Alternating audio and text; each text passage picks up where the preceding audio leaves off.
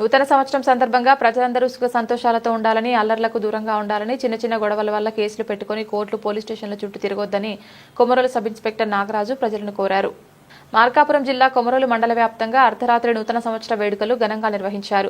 Komarolu police స్టేషన్లో sub inspector Nagaraju ఆధ్వర్యంలో పోలీసులు కేక్ కట్ చేసి నూతన సంవత్సర శుభాకాంక్షలు జరుపుకున్నారు.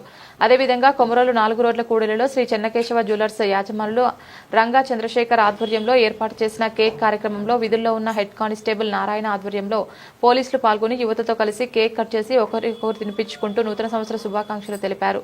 ఈ సందర్భంగా సబ్ ఇన్స్పెక్టర్ నాగరాజు మాట్లాడుతూ 2026 నూతన సంవత్సరం మండల ప్రజలందరికీ శుభకరంగా ఉండాలని ఆకాంక్షించారు. భార్యాభర్తల మధ్య గొడవలు, కుటుంబ తగాదాల కారణంగా పోలీస్ స్టేషన్లు, కోర్టుల చుట్టూ తిరగకుండా కుటుంబ సభ్యులతో కలిసి ప్రశాంతంగా గడుపుతూ ఆలయ దర్శనాలు చేసుకుంటూ మంచి ఆలోచనలతో ముందుకు సాగాలని ప్రజలను సూచించారు.